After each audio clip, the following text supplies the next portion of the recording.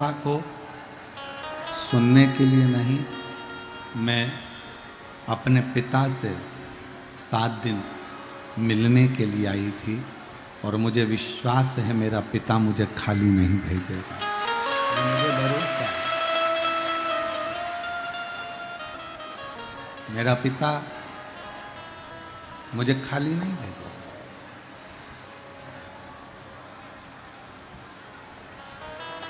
एक भरोसा,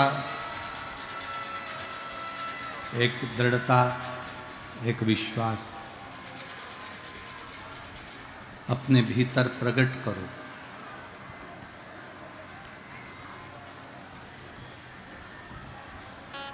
संसार में आने के बाद 3 चीजों पर ध्यान दीजिए। पहले नंबर पर है अपने कर्म पर, दूसरे नंबर पर वाणी पर और तीसरे नंबर पर अपने व्यवहार पर।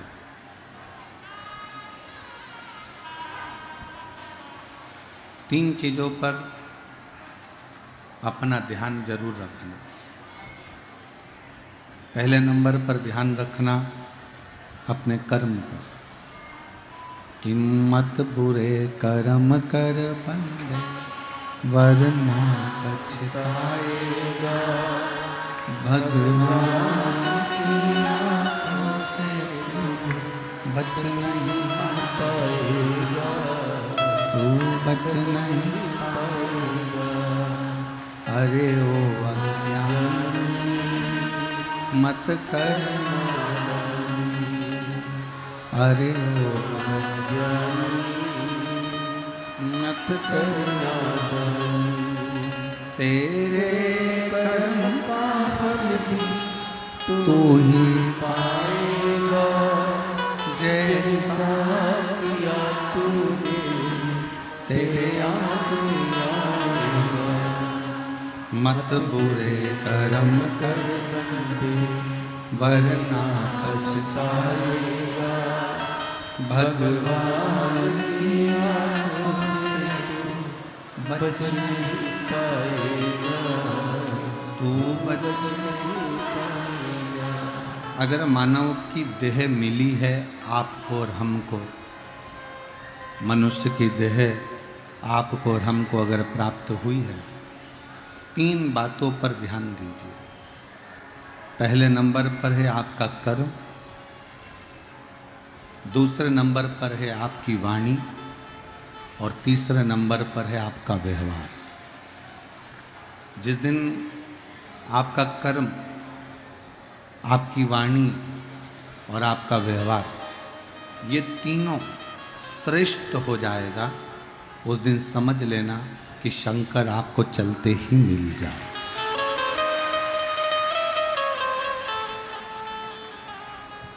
फिर शिव को पाने के लिए आपको कहीं जाने की जरूरत नहीं पड़ेगी।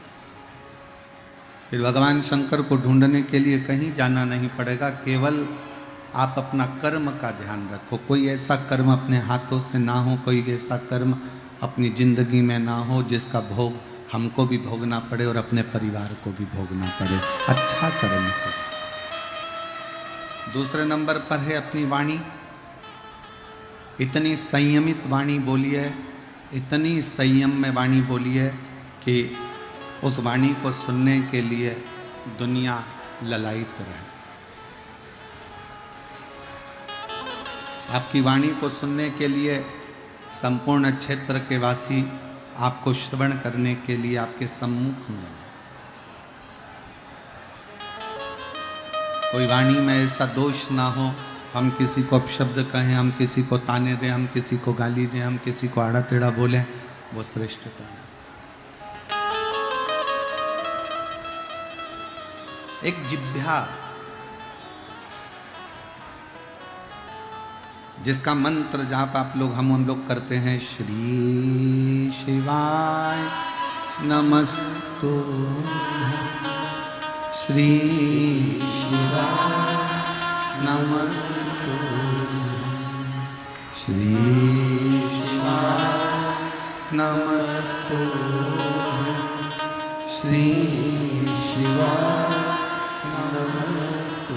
एक पवित्र जिह्वा से जब हम भगवान के मंत्रों का उच्चारण करते हैं, एक पवित्र जिह्वा से जब हम भगवान के नाम को पुकारते हैं, एक पवित्र जिह्वा से जब हम भगवान का नाम उच्चारण करते हैं, तो ये निश्चित है वो जिह्वा हमें परमात्मा के दरवाजे तक लेकर जाती है और परमात्मा का दर्शन कराती है। जितनी इंद्रियां हमारे इस शरीर के अंतर्गत हैं, चाहे 5 कर्मेंद्रिय हो, चाहे 5 ज्ञानेंद्रिय हो, चाहे एक मन हो, जितनी इंद्रियां,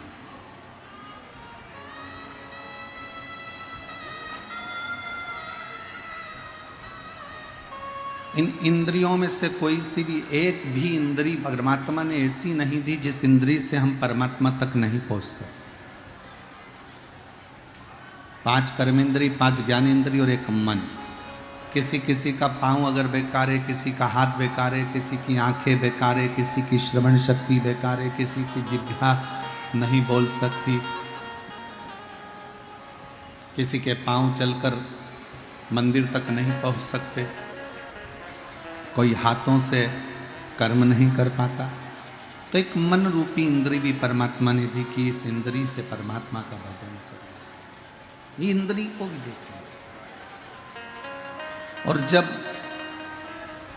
कोई इंद्री हम परमात्मा की ओर ले जाकर छोड़ते हैं, अपनी नेत्र रूपी इंद्री को जब हमने परमात्मा की ओर ले जाकर छोड़ा, तो परमात्मा को वो निहार रही, वो देख रही, वो भजन नहीं कर पा रही, केवल परमात्मा को देख रही है, निहार रही। आस्था चैनल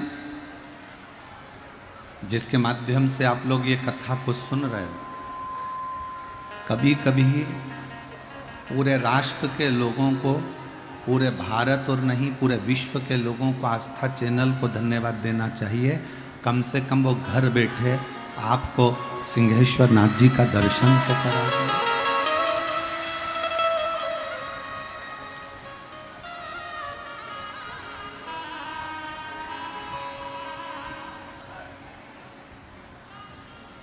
कभी कभी योग ऋषि बाबा रामदेव जी को धन्यवाद देना चाहिए, जिन्होंने घर बैठे आपको योगा कराकर स्वस्थ तो करा।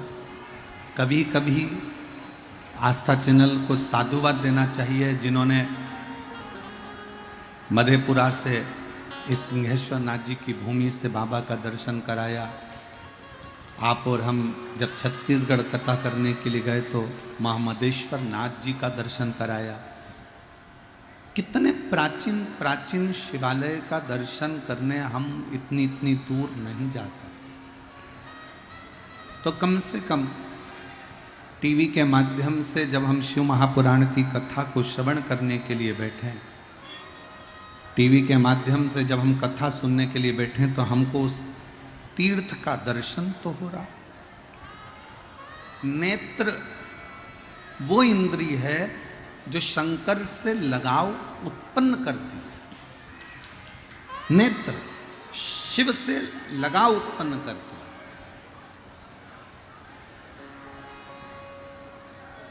श्रवण शक्ति,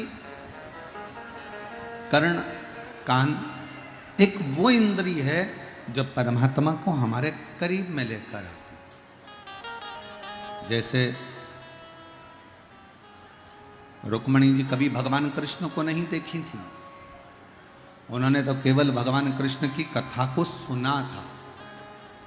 बचपन से रुक्मणी जी ने अपने गुरु के मुख से कृष्ण का चरित्र सुना था, तो उनके हृदय में कृष्ण के प्रति प्रेम जागृत हो। आप में से कई माताएं ऐसी हैं जो कभी हमको आज तक ना मिली होंगी, ना हमको कभी देखा होगा, पर टीवी के माध्यम से कथा सुनती रही, सुनती रही, सुनती रही, एक लोटा जल शंकर जी को चढ़ाती रही, तो बाबा शंकर ने आपको भले आप हमसे नहीं मिले, भले आप पंडाल तक नहीं पहुँचे, पर बाबा का कोई ना कोई उपाय आपने करा और बाबा ने आपका कल्याण करा। मतलब श्रवण शक्ति से शिव की प्राप्ति है। श्रवण शक्ति।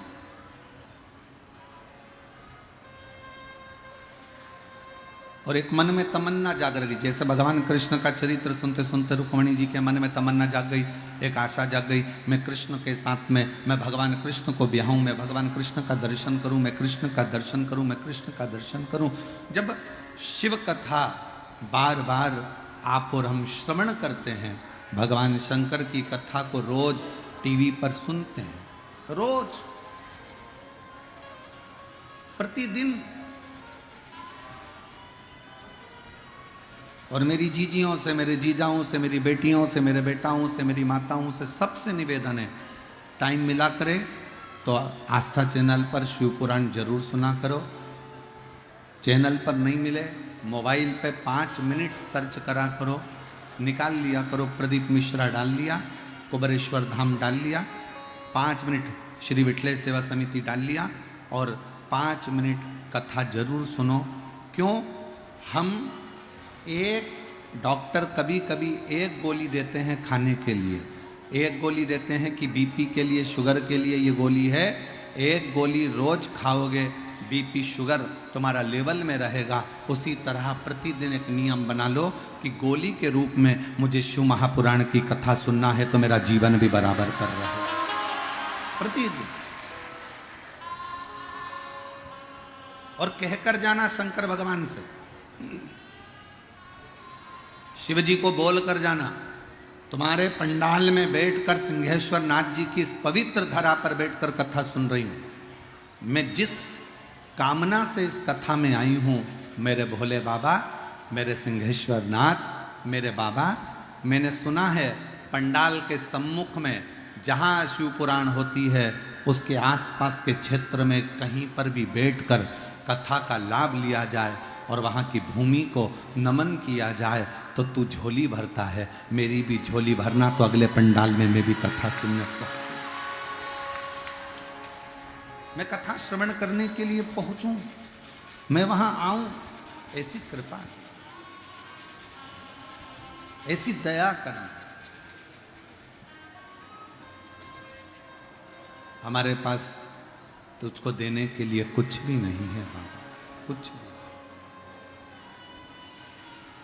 हम क्या आपको दें, क्या दूं मैं आपको? यदि मैं पानी भी अगर आपको चढ़ा रही हूं, जल भी चढ़ा रही हूं, तो वो मछली का झूठा है। यदि मैं दूध आपको चढ़ा रही हूं तो वह गाय के बछड़े का झूठा है। यदि मैं पुष्प चढ़ा रही हूं तो वह भंवरे का झूठा है। मेरे पास कुछ नहीं है देने को, मैं तो केवल आपको एक निर्मल मन, हृदय, चित्त कुछ दे सकती हूं तो अपनी वाणी दे सकती।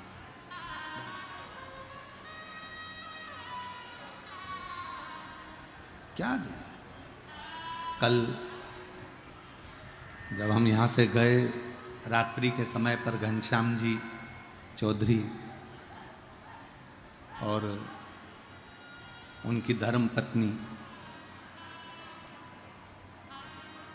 दोनों की आंखों में जल था। उनकी धर्म पत्नी की भी आंख में जल था और घनश्याम चौधरी जी की भी आंख में जल था कि गुरुजी हम कोई सेवा नहीं कर पाए, कोई सेवा नहीं। हमने कहा घनश्याम जी से कि आपने एक सेवा सबसे बड़ी करी, और वो सेवा ये है कि प्रतिदिन कथा के पंडाल तक लेकर जाना और इतने शिव भक्तों को समय पर कथा श्रवण करवा देना। ये सबसे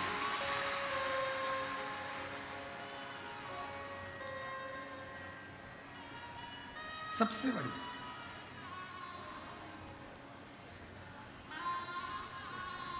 हमारे यहाँ जहाँ भी कथा करने जाते हैं तो हमारा ब्राह्मण भोजन बनाता है, भोजन बनाकर हमको पवाता है। पहली कथा है जिसमें घनश्याम जी आपकी धर्म पत्नी ने प्रसाद बनाकर भगवान को भोग लगाकर हमें पवाया। एक मातृत्व प्रेम, एक माँ की वात्सल्यता, एक माँ की करुणा, वो भाव। और फिर निवेदन करूं आप सबको, कभी शिव आडंबर का भूखा नहीं है। कोई तुमसे कहे कि शंकर भगवान को 56 भोग लगाना है तो एक प्रसंग याद रखना कि शिव 56 भोग भी नहीं खाता। क्यों? एक बार माता पार्वती जी ने शंकर भगवान के लिए बना दिया था बहुत सारे पकवान, बहुत सारा भोग। सामने रख दी थाली। शिवजी ने थाली उठाई, अपने मंदिर से बाहर निकले और बाहर जाकर जो शंकर भगवान ने जितने उनके गण थे सबको भोग बांट दिया। गणों ने क्या करा? गणों को जो भोग मिला उन्होंने ले जाकर अपने गणों को दे दिया। उन गणों ने क्या करा? वहां से भाग लाकर अपने गणों को दे दिया। उन्होंने क्या करा? वहां से भाग लाकर संसार में जितने मनुष्य भूखे थे, तकलीफ में थे, कष्ट में थे, उन्होंने शंकर के उस 56 भोग को उनको दे दिया। उनको शिव 56 भोग की भी प्रियता नहीं रखते, प्रियता नहीं।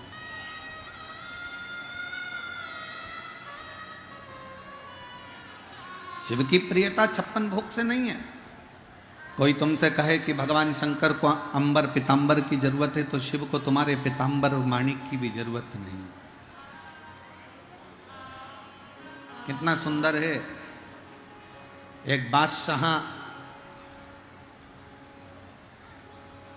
रोज भिखारियों को दरवाजे पर बुलाता था और भीख देता था। उसने लिखा था मेरे दरवाजे पर भिखारियों को भीख मिलती है। अगर बादशाह चाहता तो लिख देता कि मेरे दरवाजे से लोगों को दान मिलता है। भीख नहीं, मेरे दरवाजे से लोगों को दान दिया जाता है। हमारे यहाँ दान देते हैं, हमारे यहाँ भीख नहीं देते। वो दरवाजे पर लिख देता, दरवाजे पर अंकित कर देता। पर उस बादशाह ने अपने दरवाजे पर लिखा कि मेरे दरवाजे से भिखारियों को भीख मिलती है। भीख। एक भिखारी सिर फिरा था, पहुंच गया बादशाह के यहाँ।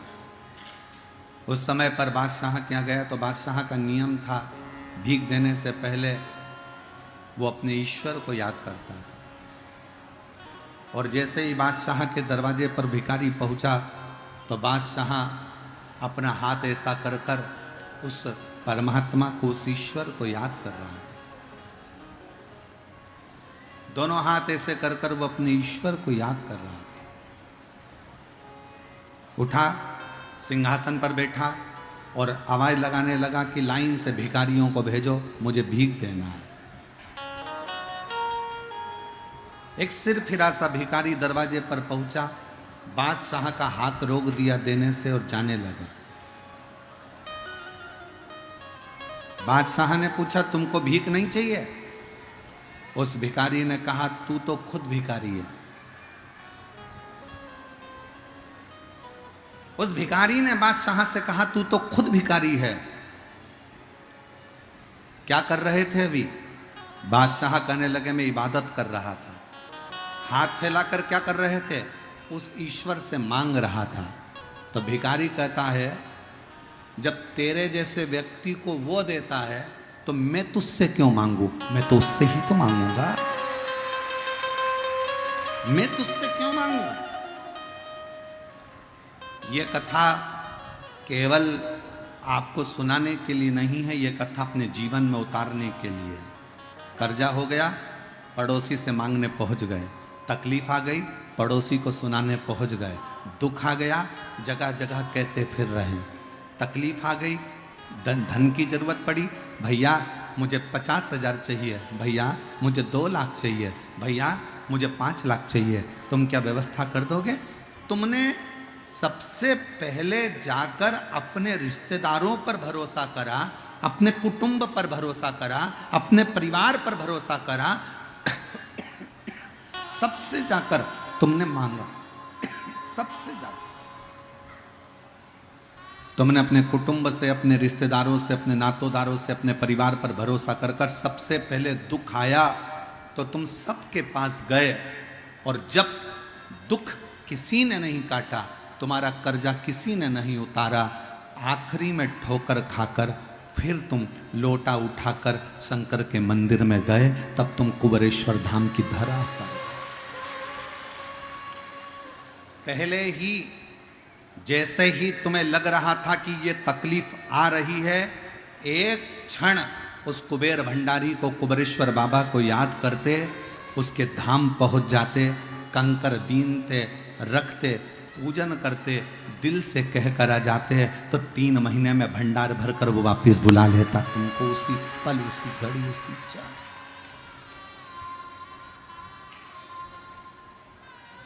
उसी पल। हम किससे मांग रहे हैं? कई लोगों ने हमारा बहुत विरोध करा है कुछ बातों के लिए। कई लोग हमारी इस बात का विरोध करते हैं कि आप कहते हो कि मंदिर में जाओ और जेब में अगर पैसा नहीं है तो पड़ोसी से मांगकर मत चढ़ाओ। अरे कोई आया है मंदिर में तो उसको बोलो कि चढ़ाओ, और तुम कहते हो कि पड़ोसी से मांगकर मत चढ़ाओ। तुम्हें तो कहना चाहिए कि मंदिर गए हो, तीर्थ में गए हो, तो भले तुम्हारे पास पैसा नहीं है तो दूसरे से मांगकर चढ़ाओ, पर चढ़ाओ। हमारा इस बात का विरोध हुआ लोगों का, खूब विरोध करा लोगों ने कि तुम्हें सोच समझ के बोलना चाहिए कथा में। तो हमने कहा हम गलत नहीं बोले। शिव महापुराण में भगवान शंकर की कथा में स्वयं भगवान शंकर ने विश्वनाथ की धरा पर,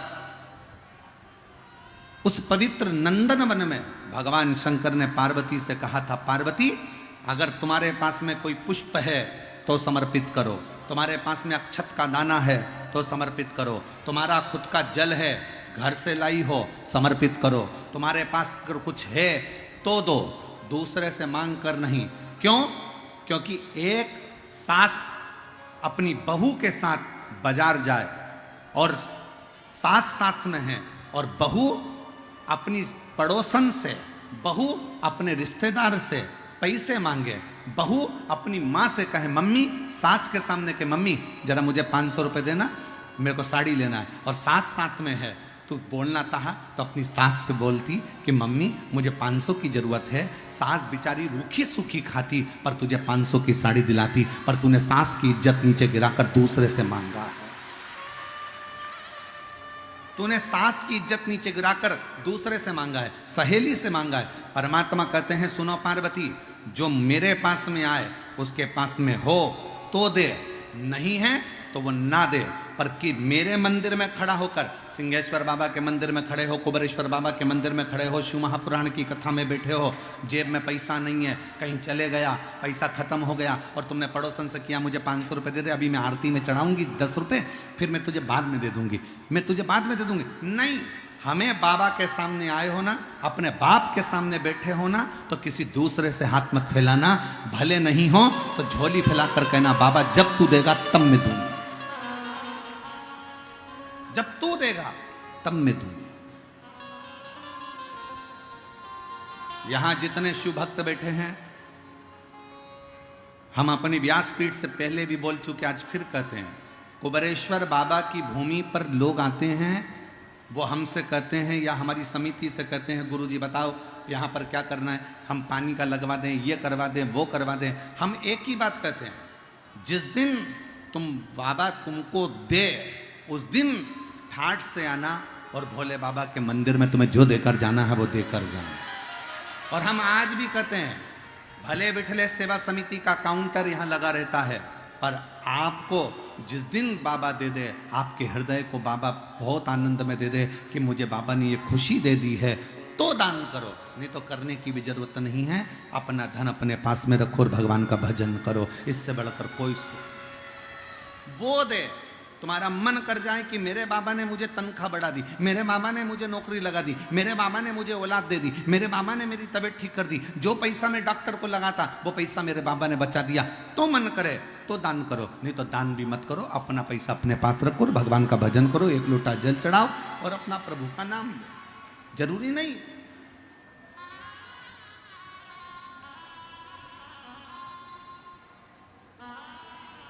जो तुम्हारे पास में एक लोटा जल है, जल चढ़ा दो। जल भी नहीं है, शंकर भगवान के कई लोग मंदिर जाते हैं, अपने पास में पानी नहीं है, कोई बात नहीं, पानी नहीं है 3 बार ताली बजा दो। अगर पानी नहीं है ताली बजा दो, ताली भी नहीं बजा पा रहे हो तो शिखर का दर्शन कर लो, उतने में भी भगवान तुम्हारे सर्व पापों का नाश कर देता है। बहुत है, बहुत।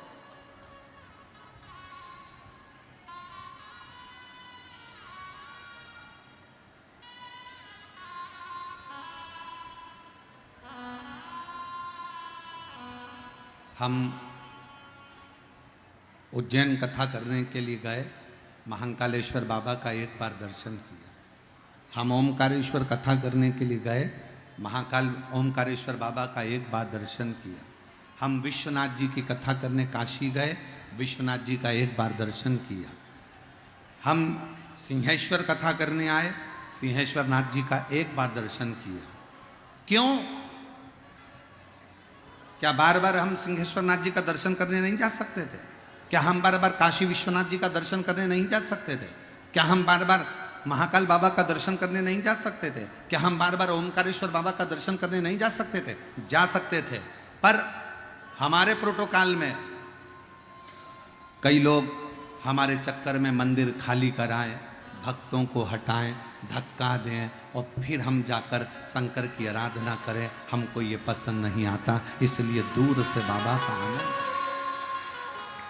बाबा की भक्ति करें। वो दिल में है ना, एक बार बस निगाह भरकर उसको देख लिया।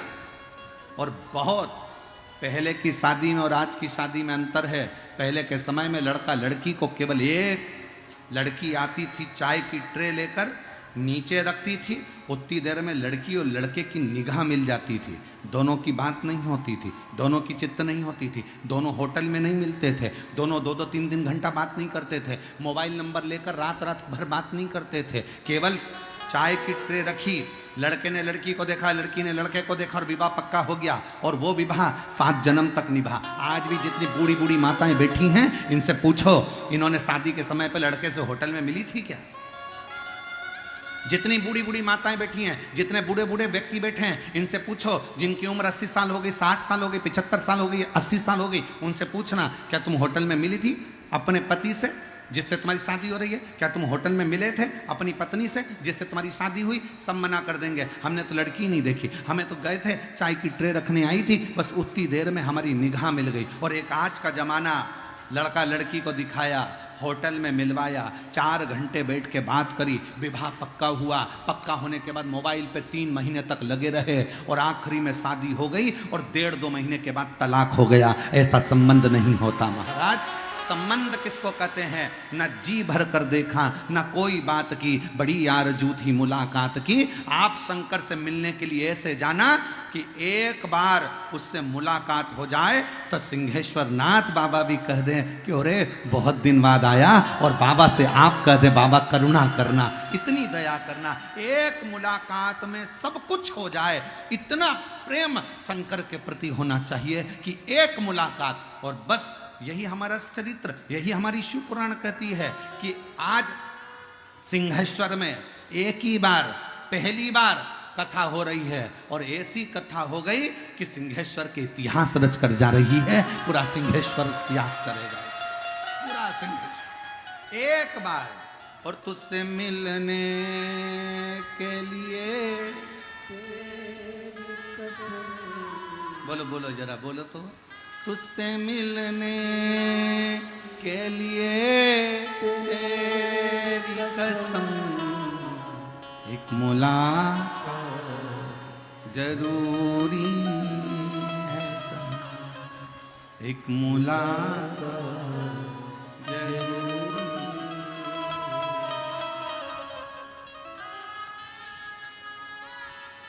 बस क्यों हम एक बार अगर शंकर के पास गए हैं, शिव से इतनी लगन लगा लो, उसका स्पर्श होते ही तुम अपने दिल की सारी हाल, सारी बातें उससे कह दो, सारी सब कुछ।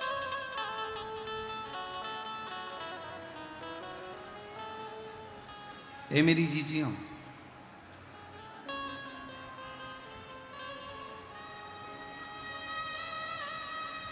बहुत सावधानी से सुनिए। ए मेरे जीजाओं, मेरी बेटियों, मेरे बेटाओं, मेरी माताओं, मेरे भाई, मेरे बांधव, बहुत सावधानी से सुनिए। जब बहुत मन व्यथित हो ना, बहुत दिल दुखे ना, अपने पापा के गले लग जाया करो।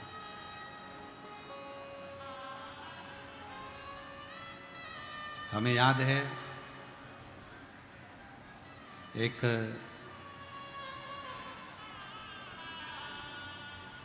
कोटा में पढ़ रहा था एक बालक, तैयारी कर रहा था। उसका वहाँ पर कोई एग्ज़ाम था उसी कोचिंग में, और वो एग्ज़ाम में पास नहीं हुआ। डिप्रेस हो गया। उसका ये मैसेज, उस समय हम मोबाइल रखते थे तो उसका मैसेज मोबाइल पर आया।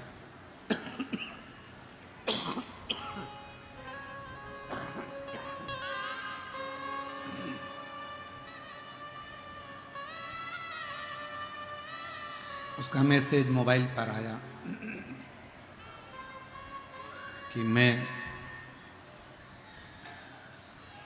अब गुरुजी अपना शरीर नहीं रखना, अब मुझे नहीं रहना, मैं अपनी एग्ज़ाम क्लियर नहीं कर पा रहा।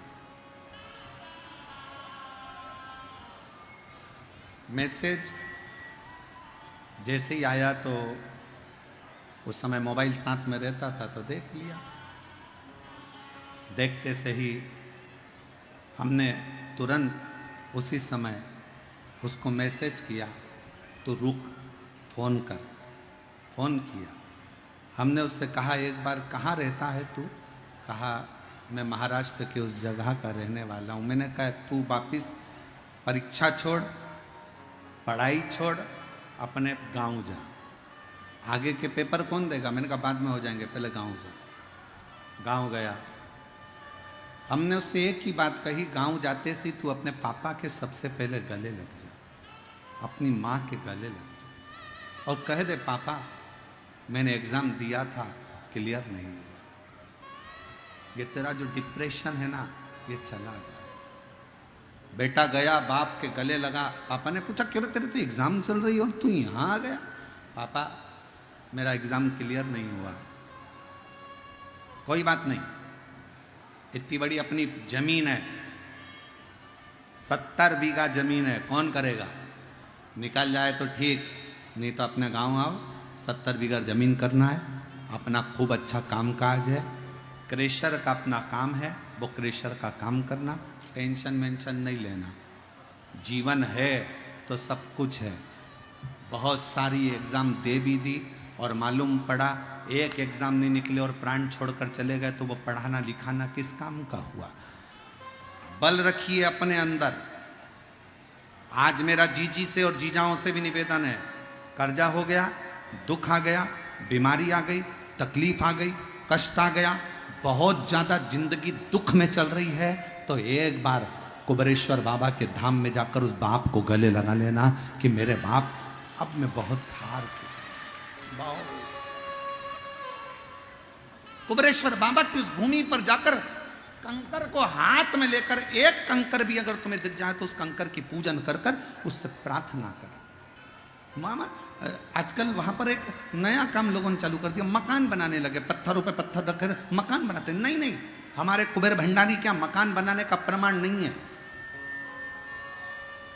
हमारे कुबेर भंडारी क्या तो केवल कंकर को बीनो और उस कंकर की पूजन करो।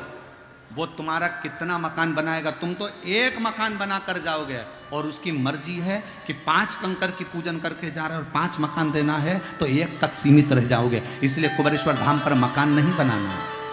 कुबेरेश्वर धाम पर पत्थर बीन बीन कर मकान मत बनाओ। कुबेरेश्वर धाम पर कंकर बीन कर उसकी पूजन करो। उसकी मर्जी होगी तो जमीन भी देगा, उसकी मर्जी होगी तो जायदाद भी देगा, और उसकी मर्जी होगी तो दुख को मिटा देगा, और उसकी मर्जी होगी तो एक मकान नहीं 1000 भर देगा। एक बनाकर क्यों जाए? उस पिता के गले लगकर कहो, जिस समय पर कुबेरेश्वर बाबा की भूमि पर जाओ दंडवत करो, और दंडवत करते से नीचे जब तुम्हारा माथा रहे, छोटे छोटे बारीक बारीक कंकर होते हैं, बारीक बारीक कंकर, उसी समय पर दंडवत कर कर कहो, हाथ में भी मत लो पर दंडवत कर कर कहो उस बारीक बारीक कंकरों को अपने भीतर हृदय से लगाकर, बाबा बहुत दुखी हूं मेरे बाबुल, बहुत तकलीफ में हूं, मेरा कष्ट मिटा दो। सिंहेश्वर बाबा के दरवाजे पर जाओ तो उससे कहो, बाबा मैं क्या कहूं तुझसे, बहुत दूर से आई हूं, बहुत तकलीफ, किससे कहूं? मेरे दिल का दुखड़ा तो मैं कहूं तो किससे कहूंगा? तो केवल एक तुझसे, और किससे कहूं? और तुझसे मिलने के लिए तेरी कसम, तुझसे मिलने के लिए तेरी कसम, एक मुलाकात जरूरी, एक बार उसके पास बैठकर अपने दुखड़े को कह,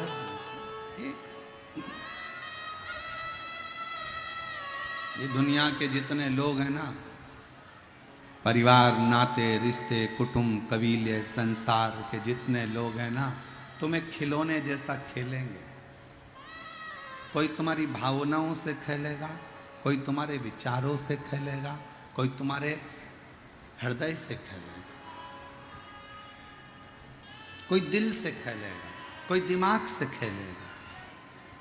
संसार के जितने लोग हैं, परिवार के जितने लोग हैं, रिश्तेदार जितने हैं ना, कोई दिमाग से तुमसे खेलेंगे, कोई दिल से तुमसे खेलेंगे, कोई तुम्हारी हंसी उड़ाएंगे, कोई अपशब्द कहेगा, कोई ताना देगा, कोई गाली देगा। दुनिया के लोग तुम्हें खिलौना समझते हैं और केवल तुम्हारे साथ में खेलते हैं, केवल खिलौना।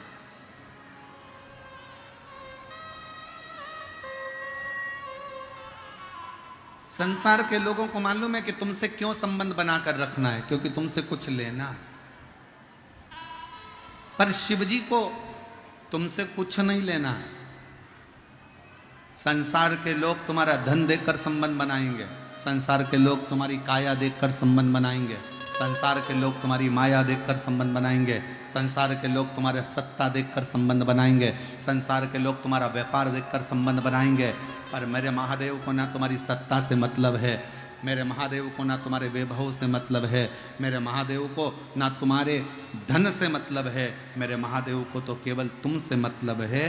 तुम संसार के लोगों का खिलौना बनना चाहते हो कि महादेव का खिलौना बनना चाहते हो? संसार के लोग खिलौने से खेलते हैं, दिल से खेलते हैं, दिमाग से खेलते हैं, और धक्का मारकर खिलौने को कोने में पटक देते हैं। जब तुम्हारी सत्ता वैभव चले जाता है, कोई साथ नहीं देता, फिर लोग कहते हैं पहले तो फूले फूले फिरती थी, अब रोती फिर रही है।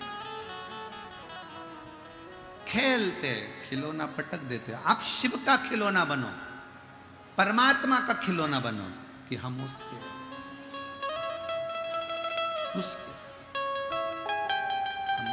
और किसी के। वो एक लाइन आपके स्मरण में रहती होगी, जितनी चाबी भरी राग में, उतना चले खिलौना, रोते हंसना हंसते हंसते। जितनी चाबी भरी परमात्मा ने, उतना तो अपन को चलना है। बस दुनिया के हाथ का खिलौना मत बनना, अपने हाथ का अपना जीवन दूसरे के हाथ में खिलौना मत बनने दो। दूसरे के हाथ में खिलौना कैसे? आज का जमाने का व्यक्ति टीवी की तरह हो गया और उसका रिमोट दूसरे के हाथ में हो गया। दूसरा कुछ, जेठानी ने कुछ बोला देवरानी रोने लगेगी, देवरानी ने कुछ बोला जेठानी रोने लगेगी, सास ने कुछ बोला बहू रोने लगेगी, बहू कुछ बोली सास रोने लगेगी। क्यों? क्योंकि बहू ने देख लिया सास का रिमोट मेरे हाथ में है, देवरानी ने देख लिया जेठानी का रिमोट मेरे हाथ में है, संसार के लोगों ने का देख लिया तुम्हारा रिमोट किसके हाथ में है। संसार के लोग तुमको ताना देते हैं और ये देखते हैं कि रिमोट का असर हो रहा है कि नहीं हो रहा। मैंने इसको गाली दी तो इसने पलट कर दी कि नहीं दी। गाली दे और तुम चकाचक गुलाब जामुन खाओ, कोई अपशब्द कहे तुम खजूर वाली चोटी बनाकर, जूड़ा बनाकर, लाली लगाकर खूब जोर साथ चले जाओ, तो समझो कि जिंदगी की सार्थकता है। नहीं तो मतलब कुछ नहीं। कोई कुछ बोला तुम रोने बैठ गए, किसी ने कुछ कहा तुम रोने बैठ गए। ऐसा खिलौना मत बनो कि दूसरा तुम्हारे को खिलौना समझकर खेले, बल्कि ये बनो कि मैं शंकर के दरवाजे का खिलौना हूं, वो खेलेगा, तुम नहीं। वो खेले, तुम क्यों खेले? और शंभु शरणे पड़ी मांगू घड़ी रे दुख दया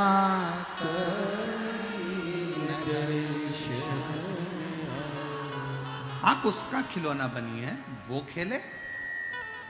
सफर करते समय सामान कम रखिए तो सफर का आनंद होगा। ज्यादा सामान लेकर बैठोगे तो टेंशन में ही मर जाओगे। अपना मत सोचो कि अपना है। फैक्ट्री किसकी? शंकर जी की। दुकान किसकी?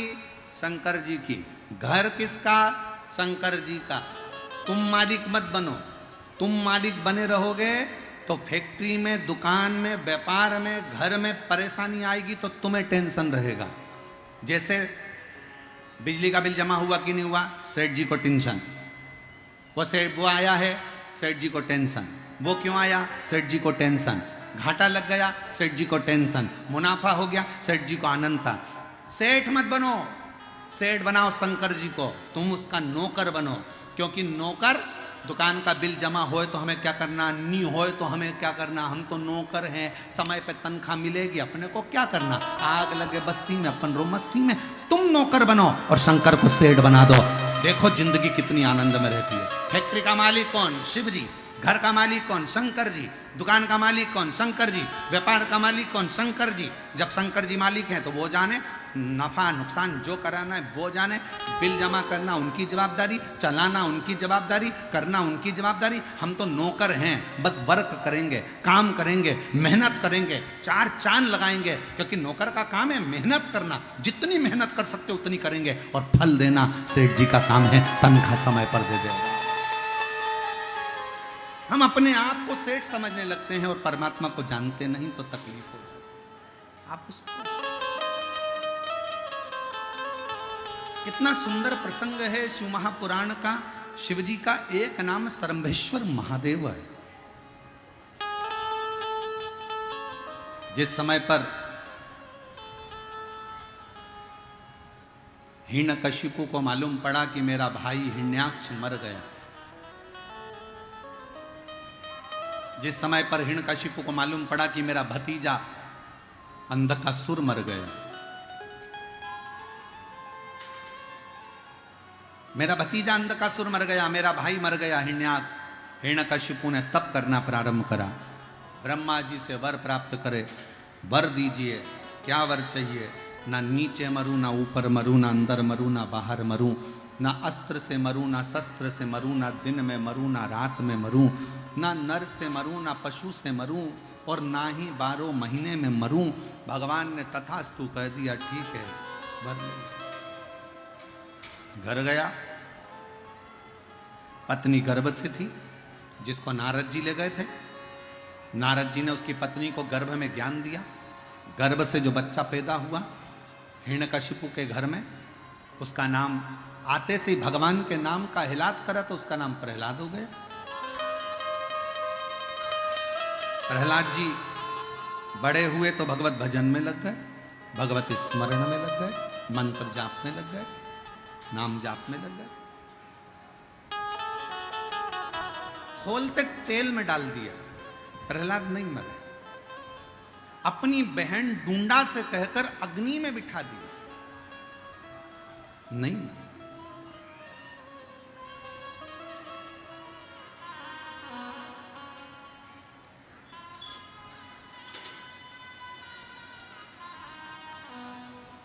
पहाड़ से नीचे फेंक दिया, नहीं मरे।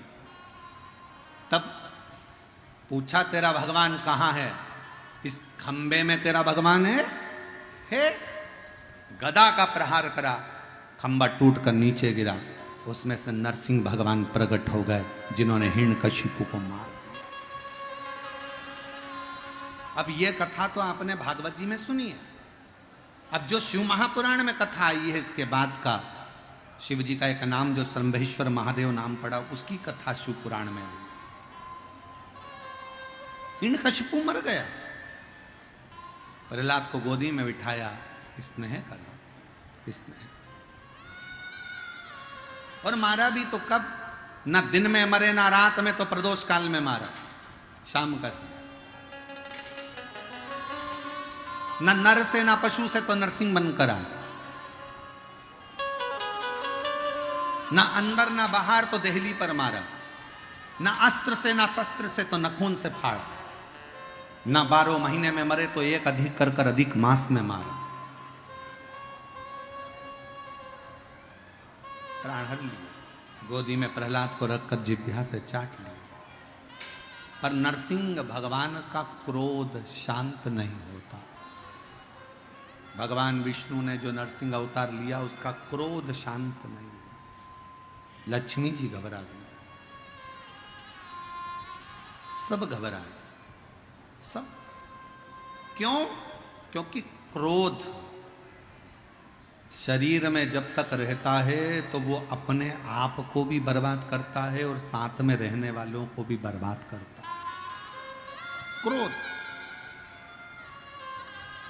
अभी कथा में कहा था 3 चीजों पर ध्यान रखिए। पहले नंबर पर कर्म, दूसरे नंबर पर वाणी और तीसरे नंबर पर व्यवहार।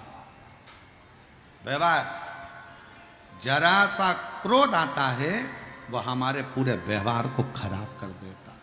जरा सा क्रोध।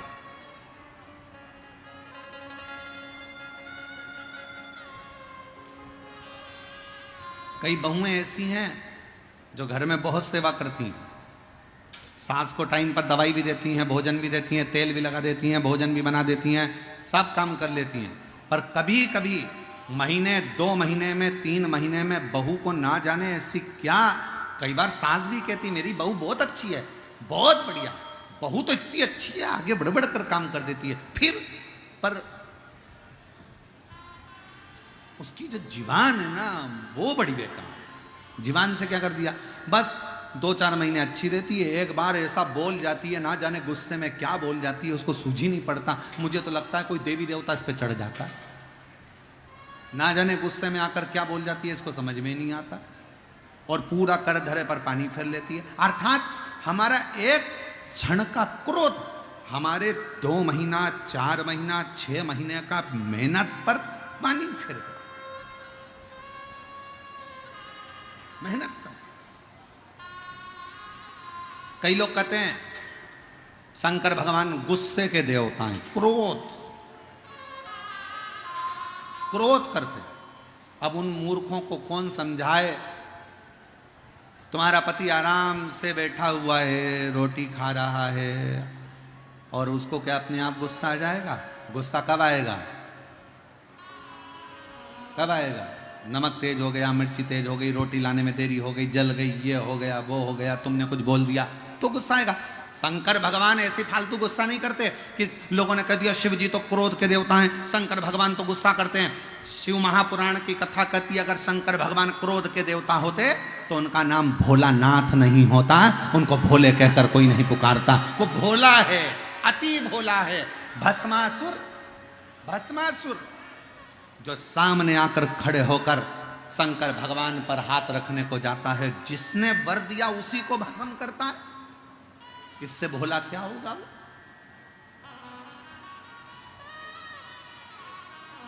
इतना सरल, इतना सहज।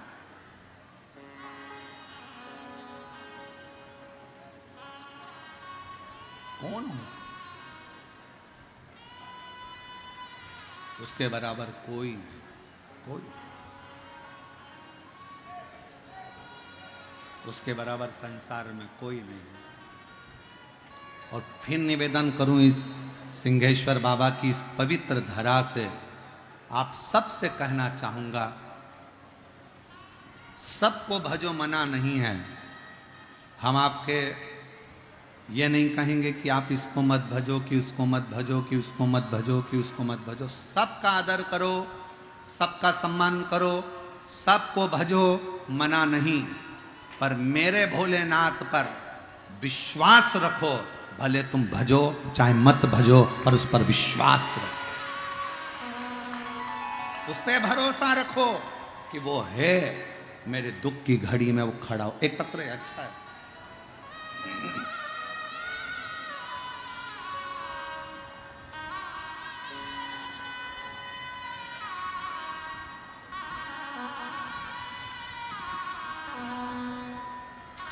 पति, मेरा नाम गुड्डी, पति संजीव कुमार जायसवाल, ग्राम चौसा, जिला मधेपुरा, जिला मधेपुरा। गुरुदेव 17 साल शादी को हो गए थे, पर बच्चा नहीं था।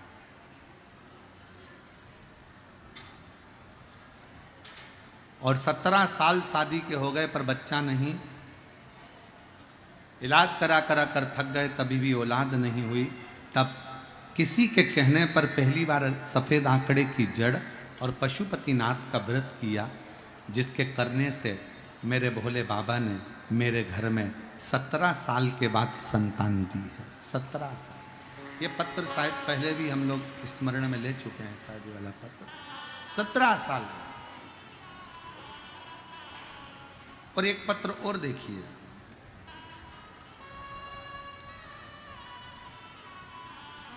मेरा नाम गुरुदेव शर्मा, ग्राम तिहाय, पोस्ट कोलवारा, थाना पसराहा, जिला खगड़िया, बिहार की निवासी।